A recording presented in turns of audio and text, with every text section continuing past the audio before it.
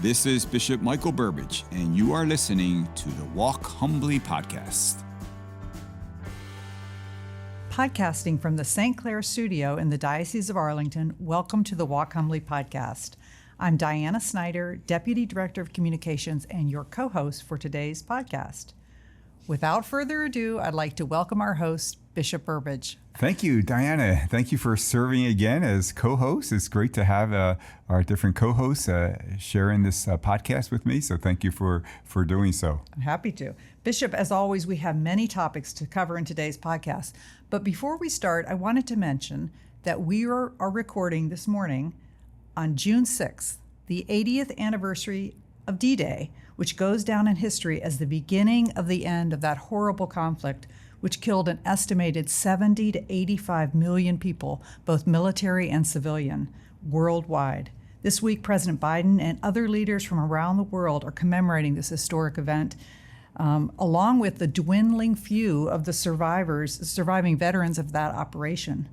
What are your thoughts today as we remember our Allied troops storming the beaches of Normandy to wrest control from the Nazis? I already this morning saw some coverage of President Biden and other leaders from around the world, and as you mentioned, with the dwindling few of the last serving veterans of that operation. So you can't, first of all, seeing those veterans and their friends and those who were there with them throughout that operation, those who courageously fought for freedom, and also those who offered the ultimate sacrifice. So that's one thing. But it's the 80th anniversary of D-Day. It's very sobering when you think about it.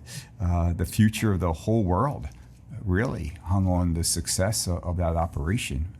D-Day, as we know, was the start of Allied operations, which would eventually liberate Western Europe and defeat Nazi Germany and end the Second World War. We witnessed, you see those scenes of such bravery and perseverance, but also such a terrible loss of lives, which is always tragic, no matter what the cause is, to the loss of lives. And so we know that even today, in the face of conflicts we're watching around the world, including Ukraine and Russia and the Holy Land, we know how fragile peace and freedom can be. So there's a lot to think about today, a lot to pray for. Pray God for peace throughout our world, the end of conflict and division that's taking lives and causing so much suffering. And certainly remember all those with great gratitude who gave their lives for our freedom. Sure, yeah. It's a good day to go downtown to some of those memorials, especially the World War II memorial. Bishop, we are 2 days out from Saturday and what you've called the biggest celebration of the year, the Diocesan Jubilee Fest. What are your thoughts about that? I am so excited. I've been talking about this for a while.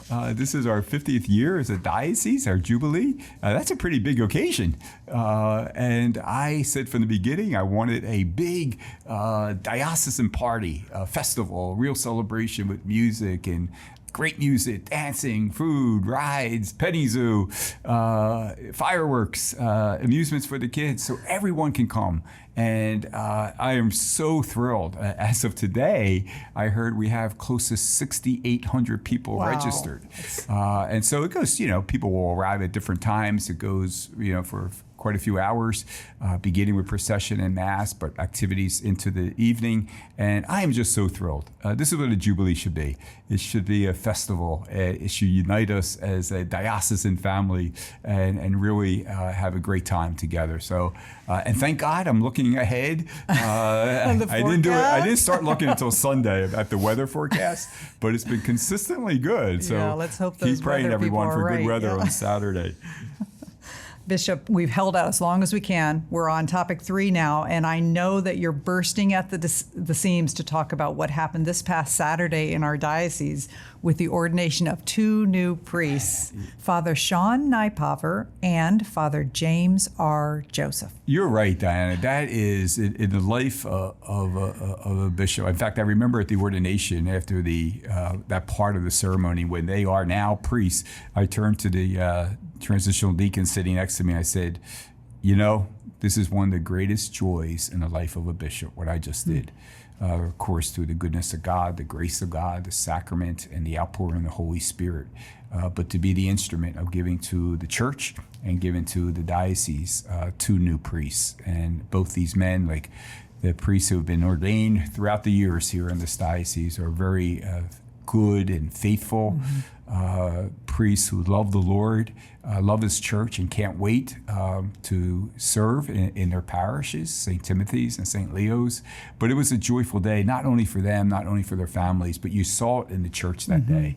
It was a great day for our diocesan family, for our diocese. And we assure both Father Sean and Father James of our continued prayers and ask God's blessings upon them. It was a glorious day, I will agree. So shifting gears a little, Bishop, on June 17th, you are celebrating a special Mass to pray for the healing of victims, survivors of sexual abuse. The Mass is at 6:30 p.m. at Our Lady of Lourdes Catholic Church in Arlington. Can you tell us a little bit about this Mass and who should attend? Well, everyone is invited to attend, not only those victims of sexual abuse from members of the church or from family members or from other individuals. We know sexual abuse, sadly and tragically, take place at all different levels. And so it's really for the people of God to come together to pray for the healing of the victims who have suffered from this tragedy, because it's a lifelong process, that healing. And, we try to support that healing in many ways. I'm always privileged and welcome the opportunity to meet with victims of sexual abuse one-on-one. We have always consistently done a great job in our diocese and through our various offices to reach out to victims. We gather with victims of sexual abuse, not only by clergy but by any individual, throughout the year.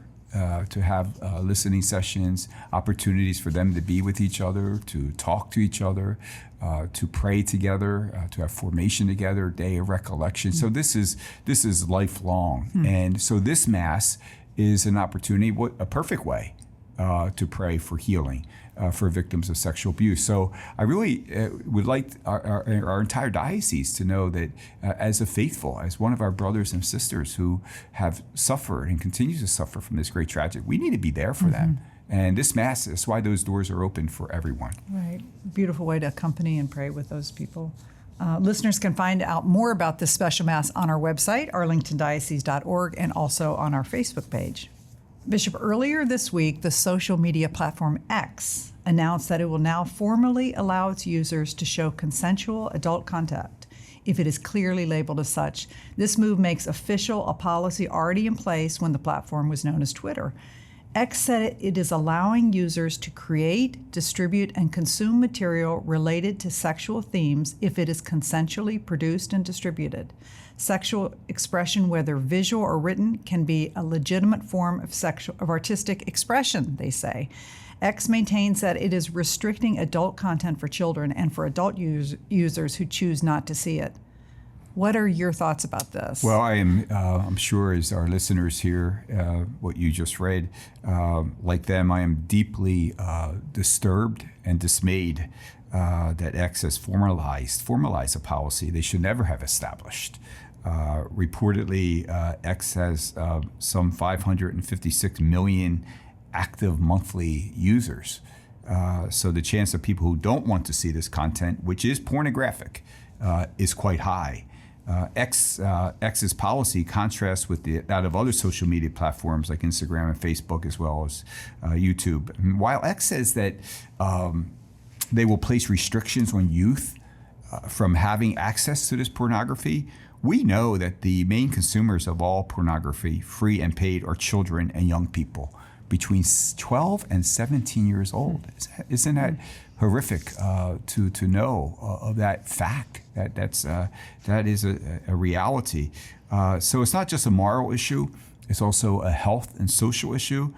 There are currently, I was told recently, 27 major studies that speak to the impact on the individual psychologically, socially, and even at times physically, regardless of age and maturity, speaking about the impact of those who come in contact, with the pornographic sites and images.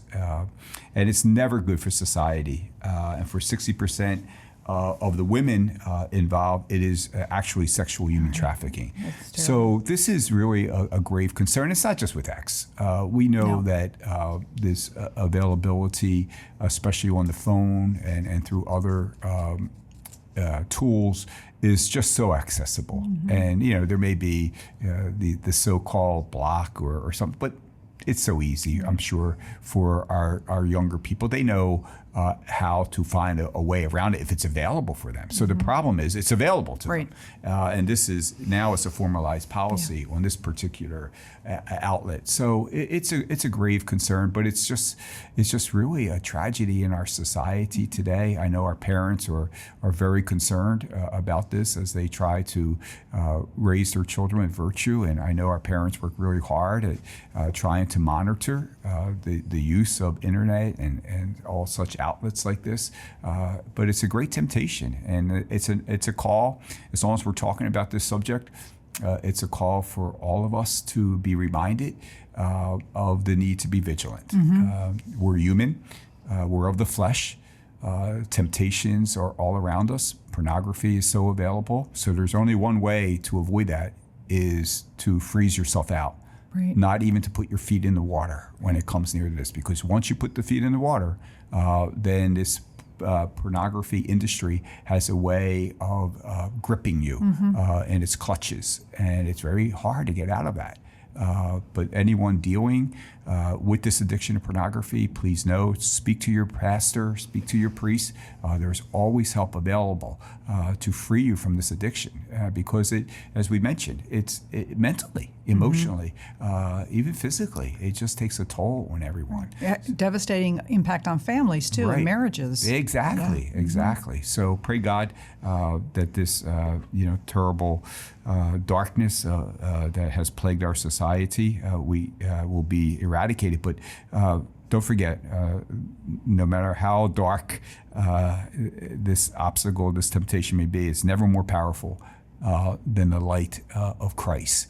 And so we're praying for this special intention. Right. That's very hopeful. Bishop, the communications office has been without a director since early April, and I know you have some good news to share on that front. Well, yes. First of all, in that time period when we've been out without a chief communications officer, you, Diana, and your team have, and the wonderful team at the Arlington Catholic Herald, you all have done such a great job. While there is a void, I don't think we have missed a step. And I just want to thank and commend all of you, and especially you in serving in this interim position. So very grateful to you.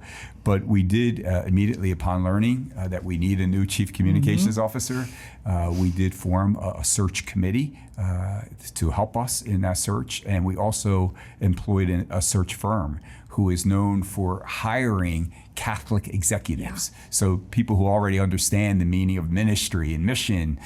We didn't have to explain Catholic theology or terms to them. And there are a lot of them. We were really blessed to have some fine candidates as finalists. We really had some very, very fine candidates. But I did, in the end, receive a unanimous recommendation from the search committee. And then I met with the candidate, and I could tell right away that this is our man. And, you and your team and all of us have been saying a special prayer. Yes, so this search has been rooted in prayer. So I really actually believe the Holy Spirit is the one who has sent our new chief communications officer to us. And his name is Tom Shakely. For the past 6 years, Tom has served as the Chief Engagement Officer for Americans United for Life. Since 2020, he has also served as a research fellow for the Discovery Institute Center on Human Exceptionalism, where he has focused on issues of human dignity, human rights, law, and policy. He has worked in journalism, communications, and news publications. He earned his a Bachelor of Arts in Political Science from Penn State. That's yours. Go team. That's your team, right? Yes, indeed. A we Master are. of Science in Bioethics from the University of Mary. A Master of Arts in Human Rights from the Catholic University of America, and is also completing his PhD in political theory, also from the Catholic University of America. I asked him what he does in his spare time, by the way. He and his wife are proud parents to a 2-year-old and are expecting their second child in the fall. So I ask everyone to please pray for Tom as he will begin officially this position on June the 17th. Coming up. Yeah. Okay. We're excited to welcome him. Thank you. Absolutely. And while we're on another commercial, on June the 6th, if I don't say this, then I'll be in big trouble, family trouble. But it's also the 40th birthday of my niece and my nephew. So I have to give a shout out to Fran and Chrissy on their birthday. Happy birthday to them. Happy birthday. That's great. I teased them how old they were, and they said, well, that doesn't mean you're getting any younger either. That ticking clock. Okay. So, Bishop, are you ready for some questions from our listeners? Sure. All right, we have 2 questions.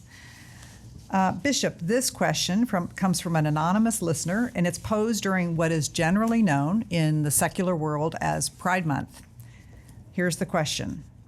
How are you working within the administration of your diocese to ensure that the voices of the LGBTQ community are heard, given a place at the table, and not being left at the margins?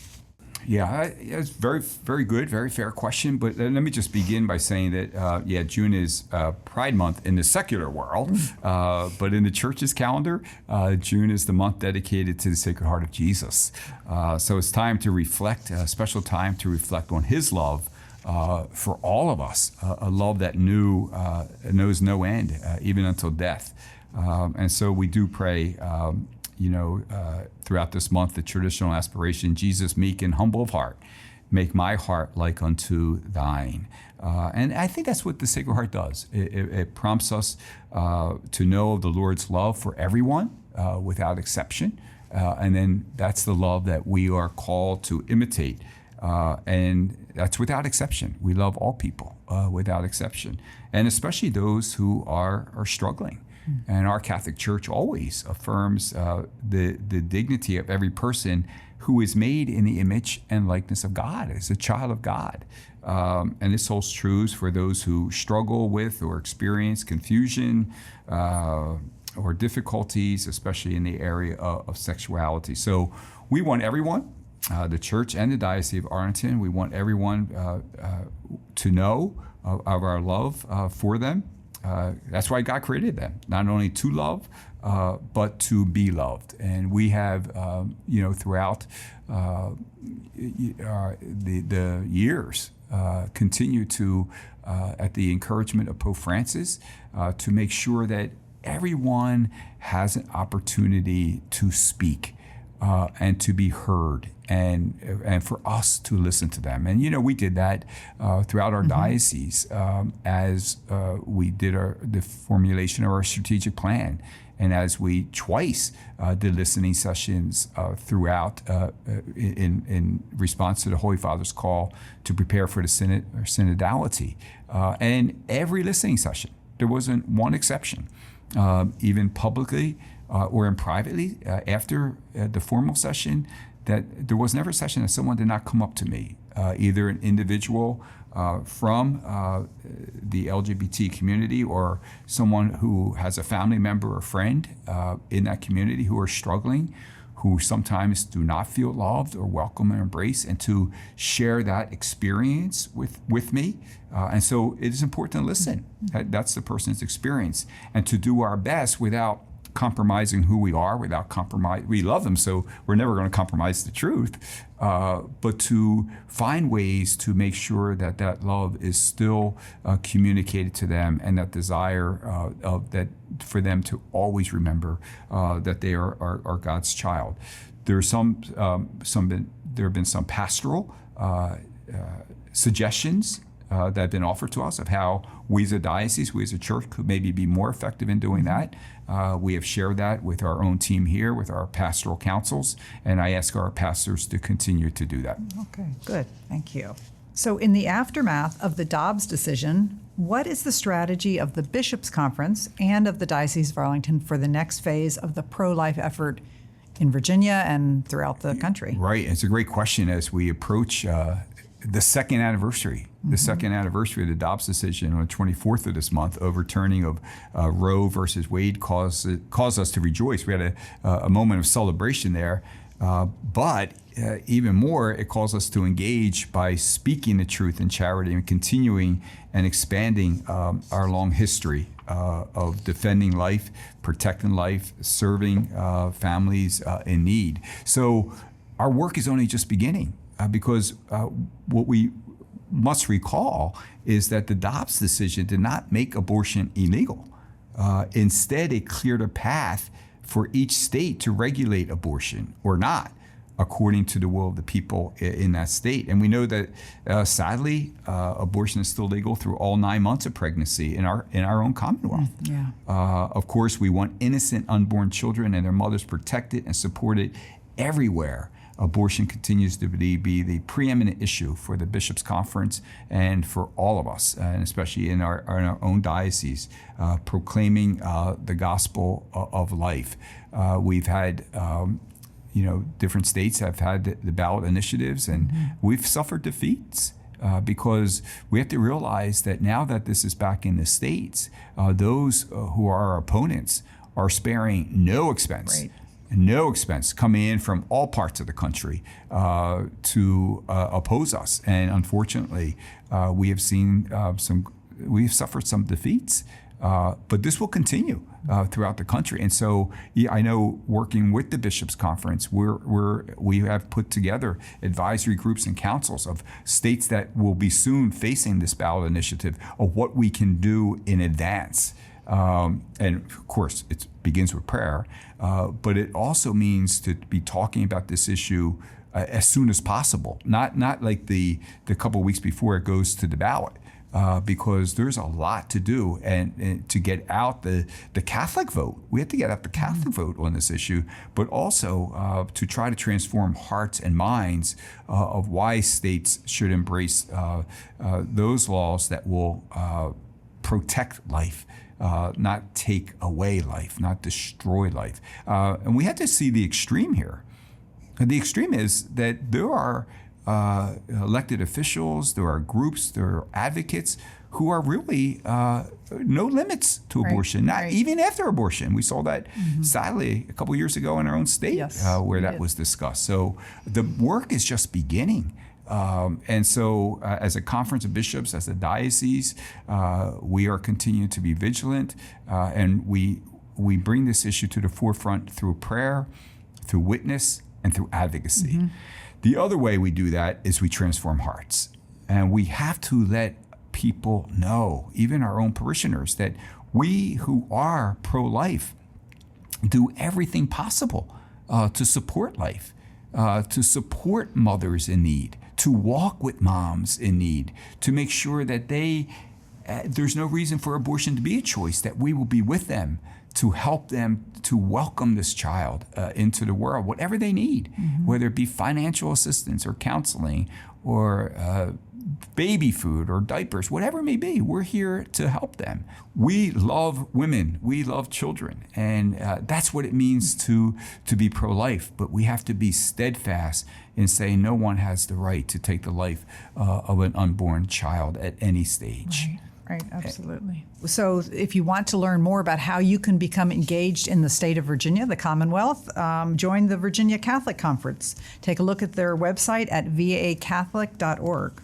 If you're listening to this podcast, you are benefiting from the generosity of those who've given to the Bishop's Lenten Appeal. The BLA supports many offices throughout the diocese, including this communications office. So thank you for those who've made that possible. Bishop, do you have any final thoughts? And can you close this out? No. Thank you, Diana. Thank you again for serving as co-host. Thank you for your role as interim Chief Communications Officer. Really appreciate all that you have done. And I do hope for our listeners that the summer does allow time for some renewal and refreshment, for some quality time with family, because don't forget, we have to be restful also. We have to stay strong in body, soul, and spirit. So I hope the summer brings those kind of blessings to all of our listeners as together we continue to walk humbly with our God. Thank you for listening to the Walk Humbly podcast. Make sure you check out more episodes and all the podcasts our diocese offers on Apple Podcasts, Spotify, and our diocesan website, arlingtondiocese.org. You can also follow me on X, formerly Twitter, at Bishop Burbidge, where I provide a short gospel reflection each morning, and on Instagram at Bishop Michael Burbidge. Stay up to date with news, event information, and inspirational content by subscribing to our e-newsletter at arlingtondiocese.org.